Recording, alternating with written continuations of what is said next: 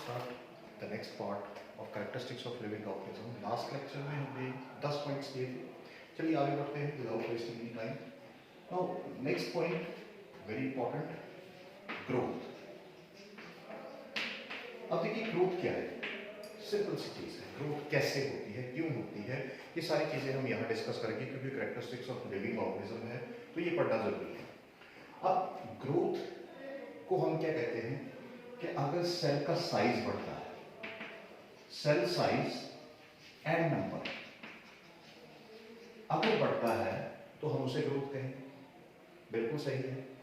और ऐसा भी होता है या हम ऐसे कहते हैं increase in mass and size of the body organs, तब भी हम कहते हैं कि ग्रोथ हो रही है. क्यों भी सही है ना. तो देखो ग्रोथ को हम क्या कहेंगे, it is the increase in cell size and number. एक लाइफ हिस्ट्री है, एक ऑर्गेनिज्म की लाइफ हिस्ट्री है और उसके दौरान जब उसका सेल नंबर और साइज बढ़ता है तो हम उसे ग्रोथ कहते हैं. या हम ऐसा भी कह सकते हैं, मैं यहाँ और लगाता हूँ, हम ऐसा भी कह सकते हैं it is the increase in mass and size of the body organs. अब ऐसा क्यों होता है? देखो दो कारणों से होता है. ग्रोथ क्यों हो रही है? दो कारणों से. वो दो कारण क्या है? पहला कारण तो ये आ जाता है कि अगर हम इसमें सेल मल्टीप्लिकेशन, देखो जैसे कि हमने ऊपर लिखा ही सेल मल्टीप्लिकेशन है. और दूसरी चीज यहां क्या आ जाती है, increase in intracellular material. Intracellular material का मतलब है भाई प्रोटोप्लाज्म, ये बढ़ गया.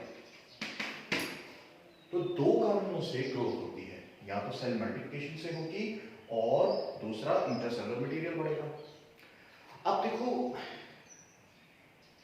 यहां जो इंटरसेलुलर मटेरियल है वो ग्रोथ किस तरह से करता है. या तो इंटरसेलुलर मटेरियल बॉडी के अंदर से ही बढ़ेगा या बॉडी के बाहर बढ़ेगा.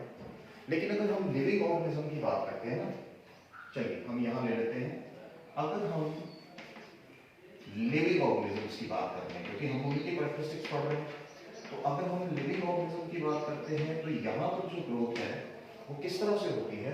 There is addition of new material within the body, within the body. यही कहने का मतलब क्या है, there is internal growth.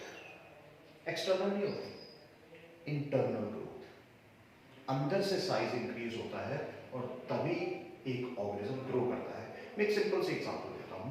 Simple C example हम लेते हैं कि एक सीड,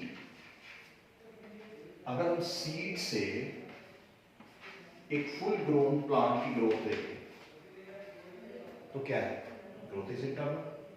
ह्यूमन बेबी को ही देखो, एक छोटा बच्चा है वो बड़ा एक एडल्ट ह्यूमन बनता है तो वो कैसे है, ग्रोथ इज इंटरनल. सो ये जो ग्रोथ है ये इंटरनल होती है और इसे हम क्या कहते हैं, this growth is known as, which is internal, it is known as इंटरससेप्शन.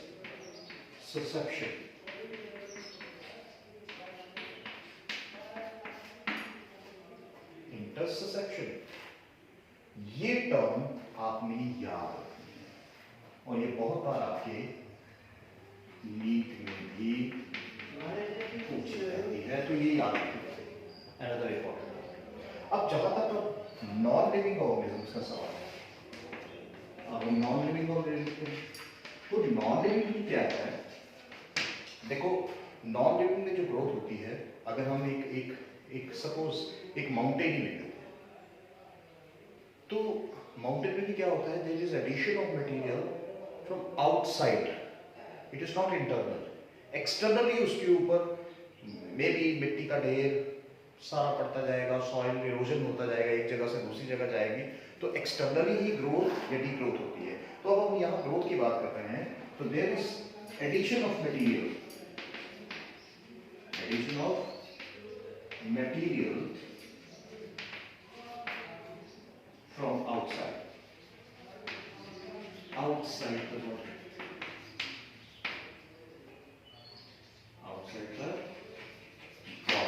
हम इसे क्या कहेंगे?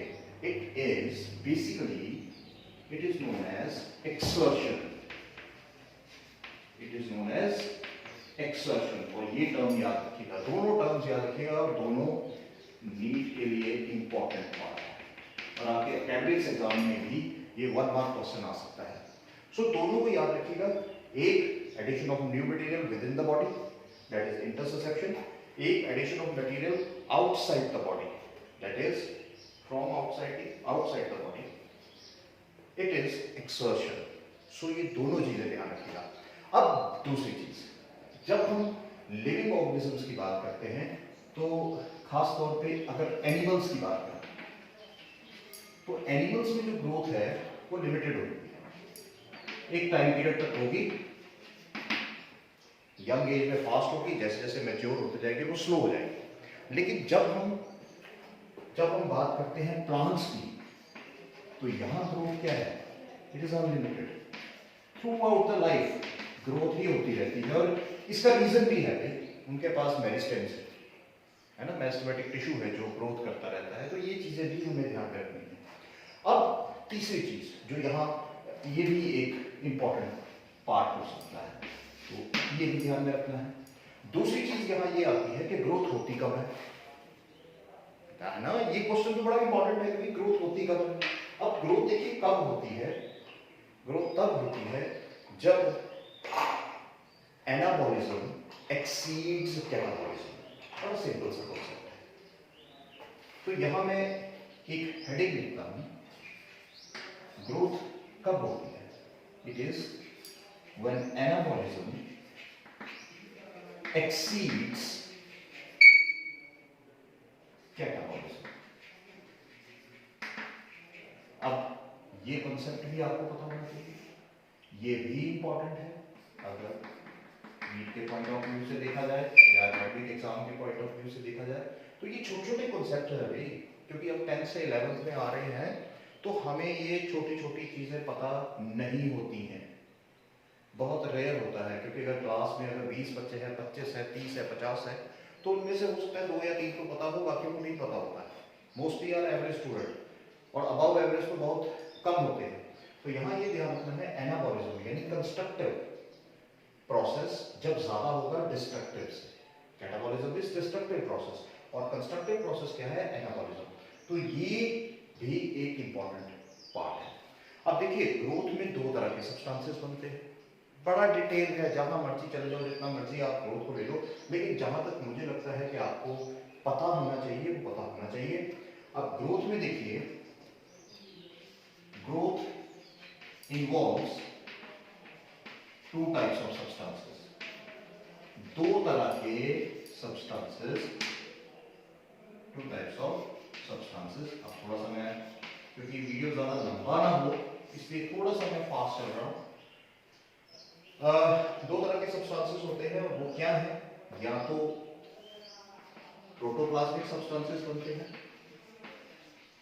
प्रोटोप्लाज्मिक, या कौन से बनते हैं जिन्हें हम कहते हैं एपोप्लाज्मिक। अब देखिए, प्रोटोप्लाज्मिक कौन से होते हैं? These are living, most important,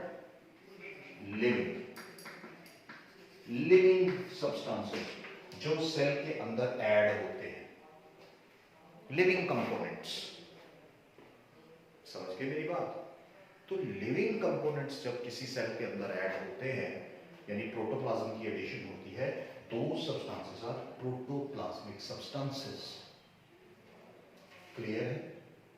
और दूसरी तरफ यहां नॉन लिविंग कंपोनेंट, ज्यादा डिटेल में नहीं जाएंगे, नॉन लिविंग कंपोनेंट्स जैसे फाइबर्स हो गए, सेल वॉल हो गई, है ना, मैट्रिक्स हो गया। यहां पर आप इनऑर्गेनिक एंड ऑर्गेनिक आयंस जो मिलकर एक कंपोनेंट बना रहे हैं, जो अंदर ऑर्गेनिल्स बना रहे हैं, तो ये सारे प्रोटोप्लाज्मिक सब्सटेंसेस होते हैं। Living components and non living components, ये दोनों मिलकर क्या करते हैं? ग्रोथ करते हैं। लेकिन अगर ऐसा कि जितने भी पॉइंट्स आप देख रहे हो, हमने बड़े एक डिटेल में देख लिया है इसको, जितने भी आप सब्सटेंसेस देख रहे हो, क्या ये नॉन लिविंग में होता है? तो यहां से हमें पता लगता है कि लिविंग कंपोनेंट जो है उसके अंदर ये सारी चीजें होनी चाहिए। तो ध्यान रखिएगा, ग्रोथ को एक बार मैं जल्दी से इसको खत्म करता हूं। Cell size and increase in number. दूसरा, दो कारणों से होती है, सेल मल्टीप्लिकेशन और इंट्रासेलुलर मटेरियल।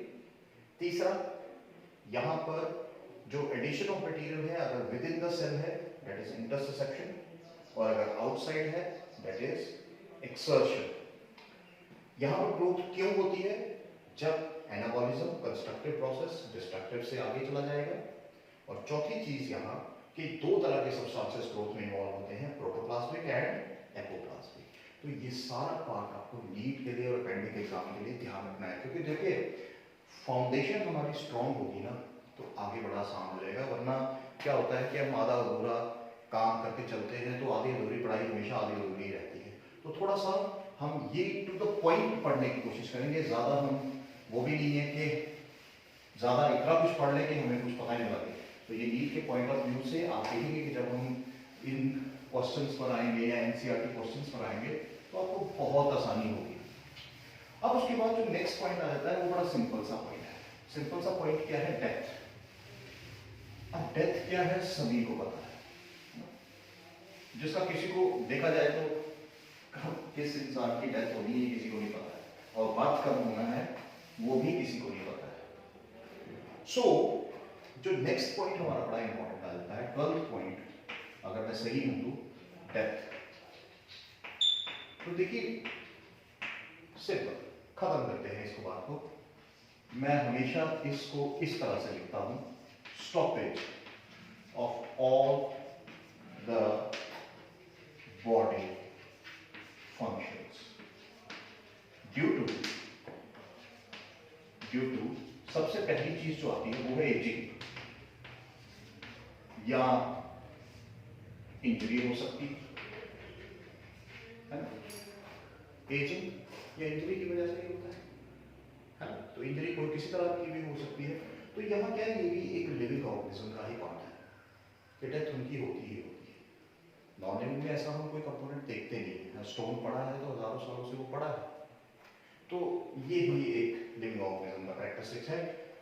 चलिए नेक्स्ट करते हैं सेल्फ रेगुलेशन। एक और बड़ा इंपॉर्टेंट पॉइंट है, क्योंकि अगर ह्यूमन या एनिमल्स और प्लांट की बात की जाए तो सेल्फ रेगुलेशन क्या है? It is the system of controls,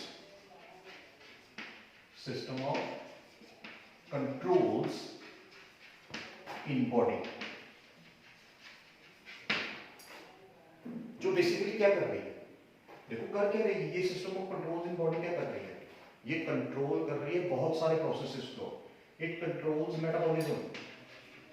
देखिए मेटाबॉलिज्म को कंट्रोल हो रहा है। अगर हम ग्रोथ की कंट्रोल होगा, क्योंकि मैंने जैसे कहा कि प्लांट्स में अनलिमिटेड है, यहाँ ह्यूमंस या एनिमल्स में लिमिटेड है, तो ग्रोथ को कंट्रोल किया जा सकता है। आपके हम कह सकते हैं डेवलपमेंट, ठीक है,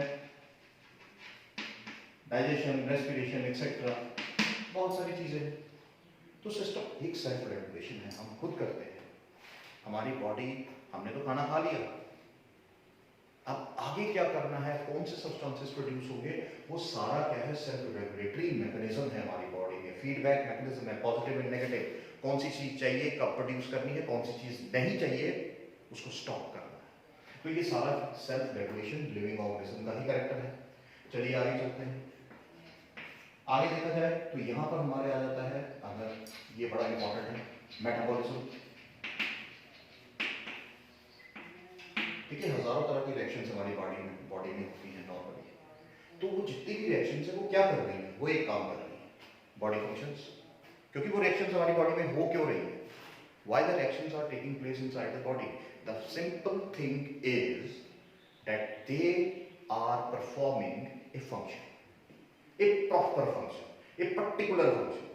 तो इसीलिए मेटाबॉलिज्म बड़ा इंपॉर्टेंट है, जिसका मेटाबॉलिज्म बीएमआई कहते हैं, बेसिक मेटाबॉलिक इंडेक्स जो होता है।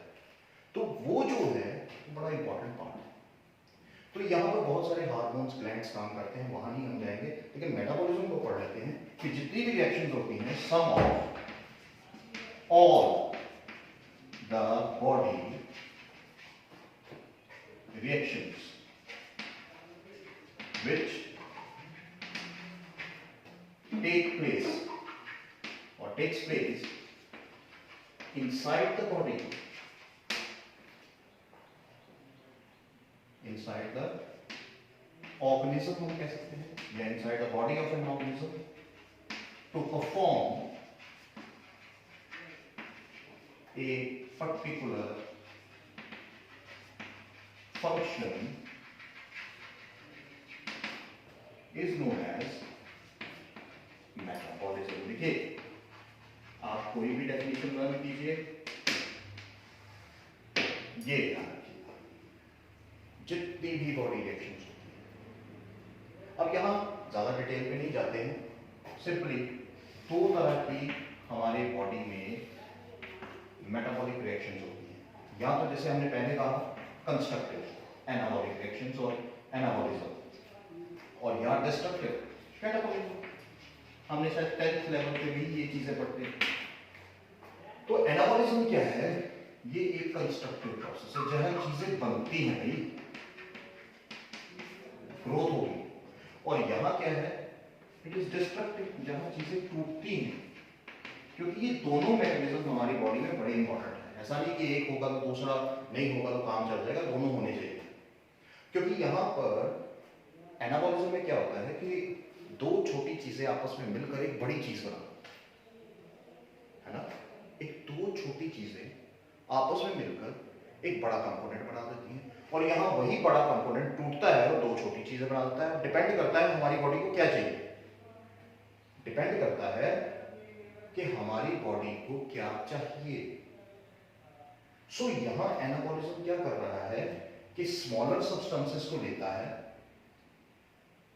जैसे फोटोसिंथेसिस। आप फोटोसिंथेसिस में देखते हैं कि carbon dioxide and water components, inorganic components use होते हैं with the help of sunlight. तो वहां क्या बन रहा है? अल्टीमेटली द फूड, C6H12O6 बन रहा है, उसके साथ वाटर निकल रहा है, उसके साथ ऑक्सीजन इवोल्यूट हो रही। तो हुआ क्या? दो छोटे कंपोनेंट थे, कार्बन डाइऑक्साइड और वाटर, और ये मिलकर क्या बना रहे हैं? हमारे पास ये एक बड़ा कंपोनेंट बना है with the help of magnesium. और दोस्त रिएक्शन नहीं लिखूंगा, फोटोसिंथेसिस हम समझ जाते हैं क्योंकि ये चीजें हमने पढ़ी हैं 10th लेवल पे, तो इसको ज्यादा खींचने की जरूरत नहीं है, एग्जांपल याद रखिए। लेकिन यही पर कैटाबॉलिज्म जब हम डिस्ट्रक्टिव कहते हैं, तो यही जो ग्लूकोज ऑक्सीडेशन होती है हमारी बॉडी में,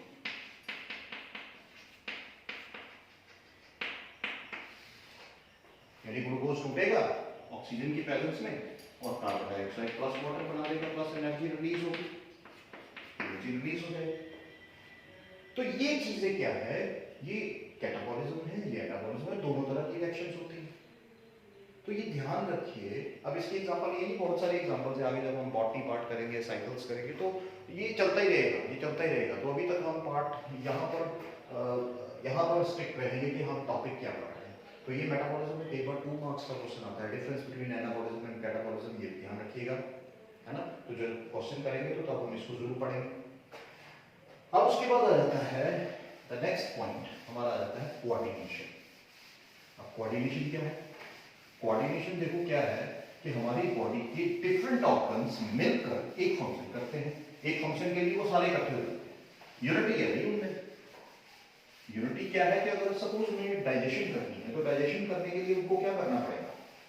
भाई उनको, जिस इंसान ने या एनिमल ने खाना खाया, उसके अल्टीमेटली क्या होगा? सारे ऑर्गन्स मिलकर उस फूड की डाइजेशन में हेल्प करेंगे, बहुत सारे, right from the buccal cavity to anus. हर कोई अपना अपना काम करता जा रहा है और कोऑर्डिनेशन कर रहा है। वो क्या कर रहा है? कोऑर्डिनेशन कर रहा है। और कोऑर्डिनेशन क्या कर रहा है? ऑर्गन्स ऑफ द बॉडी, है ना, organs of the body coordinate to perform a function as a whole, as a whole। जैसे मैंने एग्जांपल दे दिया, एक सिंगल एग्जांपल याद रखो, डाइजेशन होगी, रेस्पिरेशन हो गया, एक्सक्रीशन हो गया, ये सारी फिजियोलॉजिकल फंक्शंस जो हैं वो सारे कोऑर्डिनेशन में आते हैं, और कोऑर्डिनेशन हमारी बॉडी में भी होता ही होता है भाई। ऐसी तो बात नहीं है कि बिना कोऑर्डिनेशन के आपने डांस भी करना हो तो अल्टीमेटली क्या होगा, अल्टीमेटली आपको कोऑर्डिनेशन की जरूरत पड़ेगी। अपने ऑर्गन्स को हिलाना है कि नहीं, अपने बॉडी ऑर्गन्स को हिलाना, तो वो जो है वो कोऑर्डिनेशन से जो मूवमेंट्स हम करते हैं वो सारा एक लिविंग ऑर्गेनिज्म का बड़ा इंपॉर्टेंट कैरेक्टरिस्टिक फीचर है। अब उसके बाद हम ले लेते हैं the next part is movement. ये भी बड़ा इंपॉर्टेंट पार्ट है। ऐसा क्यों कह रहा हूं मैं, क्योंकि यहां तो मूवमेंट किसकी होगी, movement of body part, movement of body part होगी। तो यहां क्या हो रहा है, movement of body as a whole from one place to another, है ना। जैसे मैं यहां से चलकर यहां पहुंच रहा हूं तो ये मेरी मूवमेंट है, ये लोकोमोशन है, एक जगह से दूसरी जगह जाता है। तो मूवमेंट क्या है, ये मैं अपने हाथ को हिला रहा हूं, this is the movement of the body part. तो ये जो movement of the body part है ये भी क्या है, ये भी हमारे लिविंग ऑर्गेनिजम्स का एक इंपॉर्टेंट हिस्सा है ना, एक इंपॉर्टेंट पार्ट है। ऑटोनॉमिक मूवमेंट्स होती हैं और पैराटोनिक मूवमेंट्स होती हैं, प्लांट्स में भी होती हैं। अब देखो प्लांट्स में autonomic movements, paratonic movements. Autonomic movements कौन सी हैं, जो खुद ब खुद हो रही, इंटरनल अपने आप हो रही, है ना, opening and closing of stomata, ये इंपॉर्टेंट पार्ट है। और अगर हम पैराटोनिक की बात करें तो वो एक्सटर्नल स्टिमुलस की वजह से हो रही।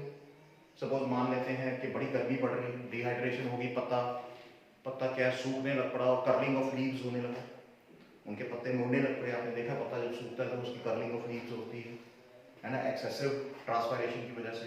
तो वो क्या है, वो जो एक्सटर्नल गर्मी पड़ रही है उस स्टिमुलस से उसने रिस्पॉन्स किया, तो वो जो रिस्पॉन्स है उसकी मूवमेंट में आता है। Understood by part. तो दो तरह की मूवमेंट्स हैं, ऑटोनॉमिक एंड पैराटोनिक, और ये हम आगे पढ़ेंगे। तो ये भी एक इंपॉर्टेंट कैरेक्टरिस्टिक फीचर है। मैंने उतने पॉइंट्स ना ही लिखे, हम ज्यादा समझने की तरफ ध्यान दें। अब मूवमेंट के बाद आ जाता है कॉन्शियसनेस। देखिए ये लॉन्ग आंसर टाइप क्वेश्चन आता है, इसलिए इसके थोड़ा सा लंबा पार्ट होता है। कॉन्शियसनेस क्या है, अवेयरनेस हम इसे कहते हैं, बड़ी अच्छी डेफिनेशन है। It is the awareness in one's environment, है ना। दूसरी चीज एक्शंस एंड इंटेंशंस।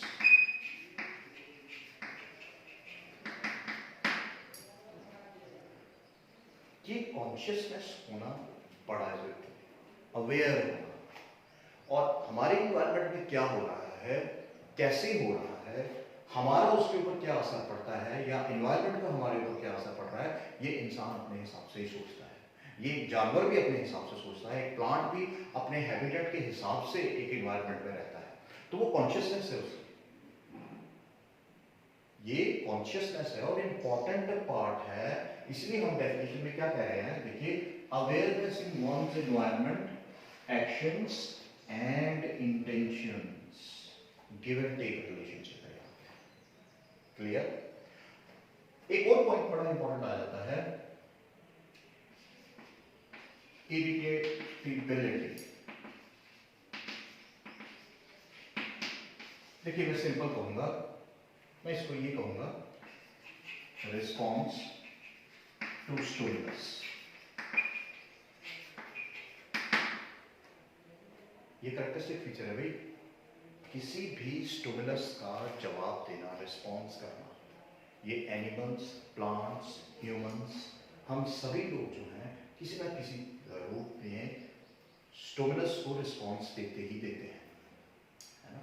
अगर हम धूप में जा रहे हैं, हमें ज़्यादा धूप लग गई, आगे से ज़्यादा ब्राइट लाइट आ गई, तो हम अपनी आंखें बंद कर रहे हैं या हाथ धूप में ऊपर अपनी आंखों के ऊपर रख रहे हैं। ये क्या है, रिस्पॉन्स टू स्टिमुलस। तो ये कैरेक्टरिस्टिक फीचर जो है, हालांकि देखो होता क्या है कि प्लांट्स जो है वो अपना रिस्पॉन्स थोड़ा स्लो देते हैं, हालांकि एनिमल्स थोड़ा फास्ट देते हैं, एक्सेप्ट फ्यू प्लांट्स, जैसे टच मी नॉट होता है, मिमोसा पुडिका, चुई मुई जिसे बोलते हैं, तो वहाँ वो एकदम से रिस्पॉन्स कर देता है। लेकिन मोस्टली प्लांट्स जो हैं धीरे धीरे रिस्पॉन्स करते हैं, लेकिन एनिमल्स जो है वो फास्ट रिस्पॉन्स करते हैं। तो ये भी एक इम्पॉर्टेंट कैरेक्टरिस्टिक फीचर है। उसके बाद द फाइनल टच हम देंगे, last point, it is the healing and regeneration. Regeneration, देखिए ये दोनों पॉइंट्स आपस में मिलते हैं, इसलिए मैंने इकट्ठा लिख दिया। हीलिंग क्या है कि अगर देखा जाए repair of a wound, repair of a wound, जो भी हमें कोई इंजरी हो जाती है हम उसकी रिपेयर करते हैं, हीलिंग होती है।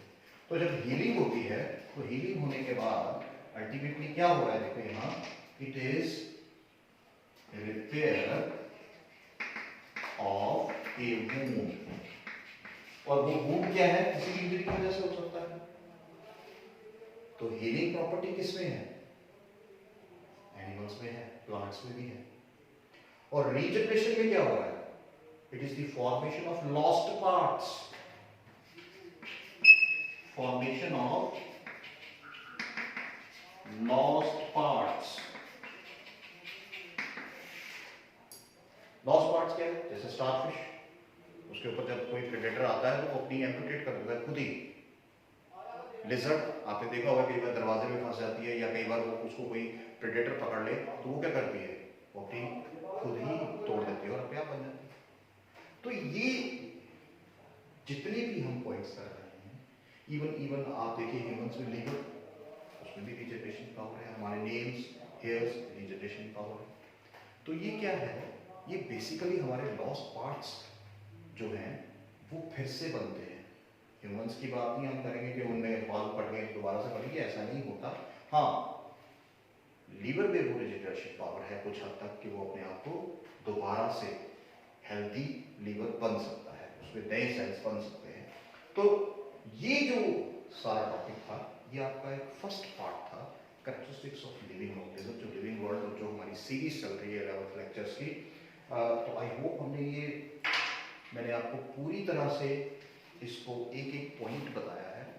ध्यान रखिएगा कि देखिए जैसे बर्थ और डेथ हमारे हाथ में नहीं है, लेकिन जो बीच का पार्ट है ना, जो बीच का एक हिस्ट्री है, लाइफ हिस्ट्री है, वो हमारे हाथ में है।